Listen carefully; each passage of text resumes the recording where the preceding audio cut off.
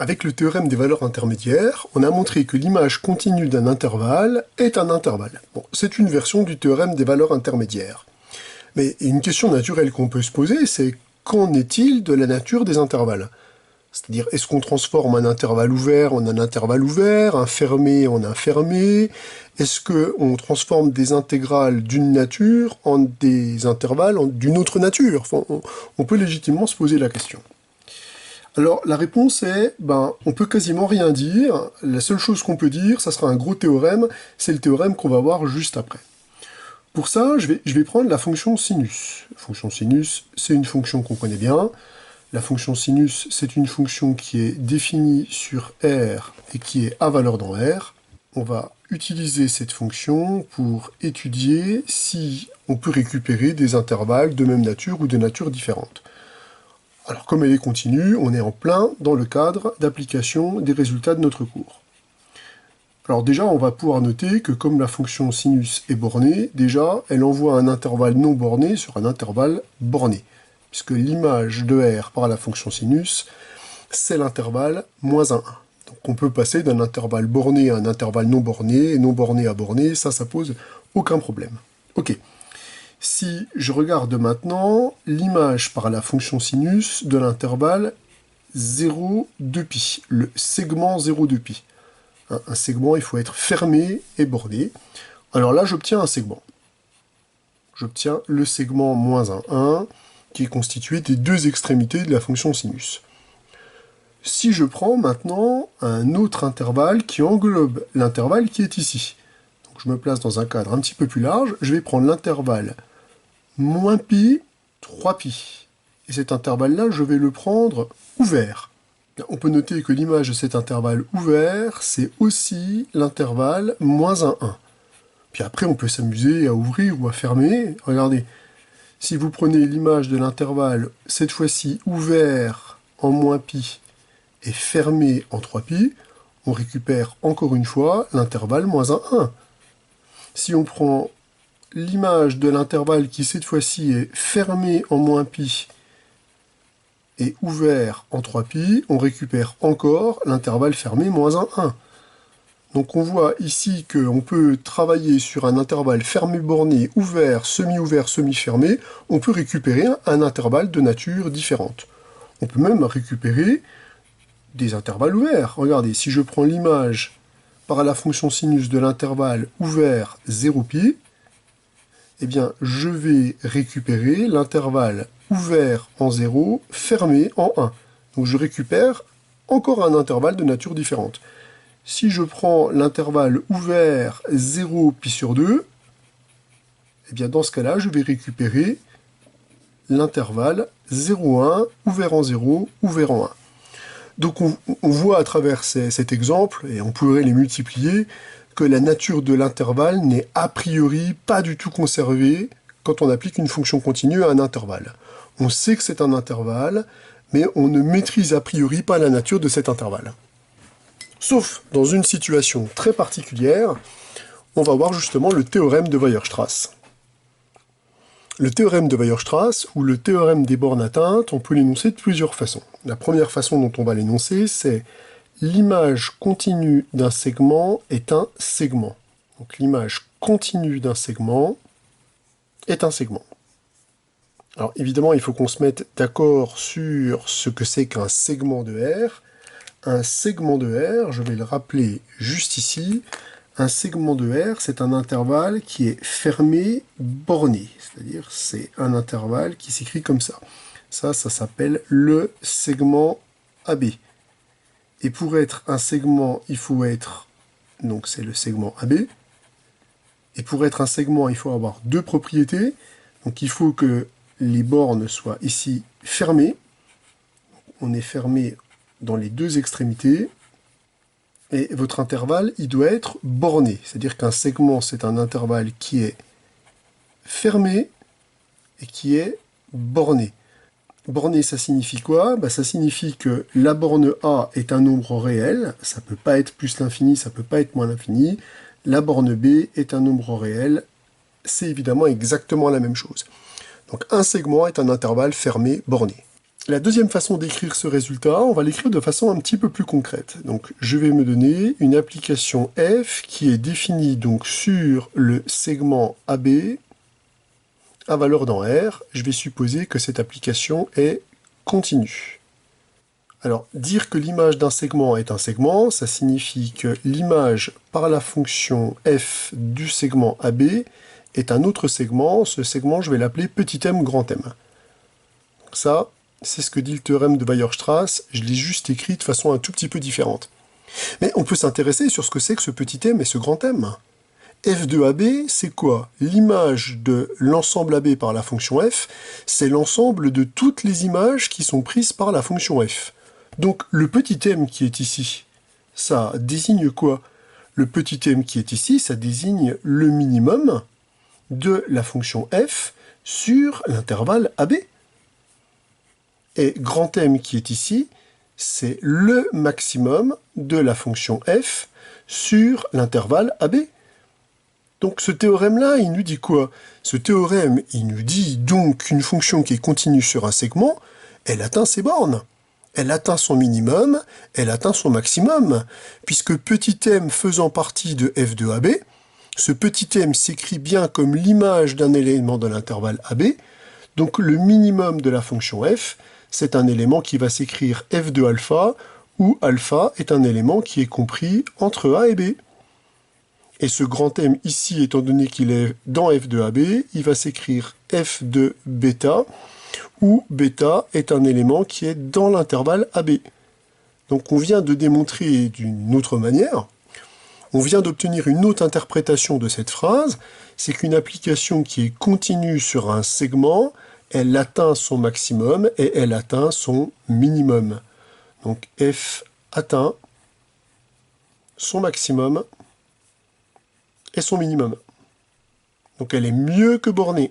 Elle atteint ses bornes. Alors attention, l'hypothèse segment, elle est indispensable. Vous prenez par exemple la fonction arctangente, c'est une fonction qui est bornée, et elle n'atteint pas du tout ses bornes, hein. Elle a une borne supérieure qui est pi sur 2, une borne inférieure qui est moins pi sur 2, mais ces bornes ne sont pas atteintes puisque la fonction f elle est strictement croissante, hein. Donc il n'y a aucune valeur de f qui atteint pi sur 2 et aucune valeur de f qui atteint moins pi sur 2. Donc attention à bien vérifier les hypothèses du théorème de Weierstrass quand vous l'utilisez. Il faut deux hypothèses, la continuité sur un segment. La continuité sur un segment. Alors on va faire une petite remarque, puisque ce théorème-là est un théorème absolument essentiel, c'est un théorème d'optimisation. Donc, si vous avez... On l'utilisera souvent quand on dispose, par exemple, alors je donne un exemple concret, je prends une application f qui est définie sur l'intervalle 0,1 à valeur dans R, c'est ce qu'on nous dit, et on nous dit que quel que soit x appartenant à 0,1, f de x est strictement positive. Voilà ce qu'on nous raconte. Avec une fonction f qui est de plus continue. Eh bien, le théorème de Weierstrass, il va nous dire, ah ben ça, on peut avoir un tout petit peu mieux. Pourquoi on peut avoir un petit peu mieux? Pourquoi on peut améliorer l'inégalité qui nous dit que f de x est strictement positif sur l'intervalle 0,1? Eh bien ça, c'est justement le théorème des bornes atteintes qui nous le dit. C'est le théorème de Weierstrass, puisque Weierstrass, il permet de dire quoi? Il permet de dire que l'image continue du segment 0,1 par la fonction f, c'est un autre segment. Donc c'est le segment que je vais noter petit m, grand M. Ça, c'est le théorème de Weierstrass qui nous permet de l'assurer, puisque l'intervalle 0,1 fermé borné est un segment, et la fonction f est une fonction continue. Donc on a bien les deux hypothèses qui nous permettent d'appliquer le théorème de Weierstrass. Donc la fonction f, elle atteint son minimum. Ce qui veut donc dire que je peux assurer que quel que soit x appartenant à l'intervalle 0,1, f de x, il va être supérieur ou égal à petit m. Mais n'oublions pas que petit m est une image de la fonction f. Donc ça veut dire que je peux trouver un nombre alpha tel que petit m, il s'écrive sous la forme f de alpha. Donc vous voyez que ce qu'on vient de faire, c'est qu'on vient d'améliorer une inégalité stricte en une inégalité large un peu meilleure. Un peu meilleure parce que qu'est-ce qu'on a fait? on a réussi à intercaler un nombre strictement positif entre 0 et les images de f. Donc on voit que cette fonction, elle ira jamais jusqu'à 0. Donc c'est souvent dans ce genre de contexte qu'on va appliquer, qu'on va utiliser le théorème de Weierstrass. Ce qu'on va faire, c'est qu'on va faire un exemple concret tout de suite. Alors on va travailler sur cet exercice, on se donne une application f qui est définie sur le segment AB à valeur dans R plus étoile, une fonction lipschitzienne, et on doit regarder si la fonction f est une fonction lipschitzienne. Juste pour se remémorer ce que c'est qu'une fonction lipschitzienne, donc je vais écrire ce qu'on a en hypothèse. Donc je rappelle que si f est lipschitzienne, ça signifie qu'il existe un nombre k strictement positif, tel que, attention au timing sur les quantificateurs, donc k, c'est une constante qui doit être indépendante des paramètres que je vais annoncer maintenant, quel que soit xy appartenant à l'intervalle AB, la valeur absolue de f de x moins f de y, donc la distance entre f de x et f de y, est inférieure ou égale à k fois la distance entre x et y. Donc ça, c'est la définition de notre fonction lipschitzienne. Donc nous, on aimerait savoir si la fonction A sur f est elle-même une fonction lipschitzienne. Bon, bah alors pour ça, on va essayer de revenir à la définition. On va se donner un nombre x et un nombre y qui est dans l'intervalle AB. Et on va calculer 1 sur f de x moins 1 sur f de y. Donc on va calculer la valeur absolue de ce terme-là, et on va voir si on est capable de montrer qu'il existe une constante indépendante de x et de y, telle que cette quantité est majorée par cette constante fois la valeur absolue de x moins y. Bon, étant donné les hypothèses qu'on a sur f, et la présence de la valeur absolue qui est une fonction qui se comporte plutôt bien vis-à-vis des produits, on va réduire au même dénominateur. Est-ce que je vous ai déjà dit que la réduction au même dénominateur est une factorisation? Ouais, je crois, une bonne centaine de fois. Donc, on réduit au même dénominateur. Là, on voit tout de suite les effets positifs de cette réduction par rapport à la valeur absolue. C'est qu'on sait que la valeur absolue d'un produit, d'un quotient, bah, c'est le produit, le quotient des valeurs absolues. Donc on va récupérer la valeur absolue de f de x moins f de y. Oui, parce que comme la valeur absolue de f, elle est paire, la valeur absolue de f de y moins f de x, c'est la même chose que la valeur absolue de f de x moins f de y. Et au dénominateur, comme la valeur absolue passe dans les produits, on récupère le produit de la valeur absolue de f de x fois la valeur absolue de f de y. Bah, on voit déjà qu'on peut effectuer une majoration. On peut majorer le numérateur, puisque tous ces termes sont positifs, par k fois la valeur absolue de x moins y. Donc si j'isole le terme le plus intéressant par rapport à ce qu'on veut démontrer, on récupère ici cette majoration-là, ceci multiplié par la valeur absolue de x moins y. Oui, mais seulement, pour que la fonction soit lipschitzienne, il faudrait que la constante qu'on récupère ici soit indépendante de x et de y. Pour l'instant, on est loin du compte. Et la fonction f, elle est à valeur dans R plus étoile. On peut imaginer que les quantités qui sont ici, elles peuvent être arbitrairement petites, et donc ce qu'on obtient ici prendrait des valeurs arbitrairement grandes. Donc, a priori, il y a des problèmes, il va falloir qu'on investigue davantage. Ce qu'il nous faudrait, pour pouvoir montrer que la fonction 1 sur f est lipschitzienne, ce qu'il nous faudrait, c'est minorer les quantités qui sont ici par un nombre strictement positif. Alors, comment on va pouvoir faire ça? Avec le théorème de Weierstrass. N'oublions pas ici que la fonction f est une fonction qui est lipschitzienne. Une fonction lipschitzienne, c'est une fonction continue. Donc on peut déjà dire que l'application f est continue car elle est lipschitzienne. Car elle est lipschitzienne. Mais elle n'est pas continue sur n'importe quel ensemble. L'application f, elle est continue sur l'intervalle AB, et cet intervalle AB, c'est un segment. Donc notre application, elle est continue sur le segment AB. Qu'est-ce qui va m'intéresser sur cette fonction? Moi, ce que je veux minorer, c'est f de x et f de y. Ici, les valeurs absolues, elles sont superflues, étant donné que f est à valeur positive. Bon, je vais d'ailleurs réécrire ce terme-là pour que ce soit plus clair. là j'ai f de x, là j'ai f de y, et là j'ai la valeur absolue de x moins y. Ce que j'aimerais donc, c'est minorer ces deux termes qui sont ici par une quantité qui est strictement positive. Mais ça c'est possible, puisque comme la fonction puisque comme l'image d'un segment est un segment, ça veut dire que ma fonction, elle atteint son minimum.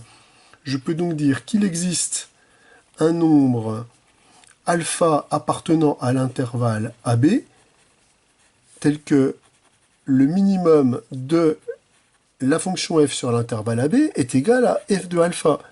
Ce qui nous permet de dire que quel que soit t appartenant à l'intervalle AB, eh bien on a f de t qui va être supérieur ou égal à f de alpha. Donc, je vais pouvoir minorer ici mon f de x et mon f de y par ce f de alpha, puisque c'est une quantité qui est strictement positive. Donc, on va pouvoir continuer à minorer par grand K sur f de alpha au carré multiplié par la valeur absolue de x moins y.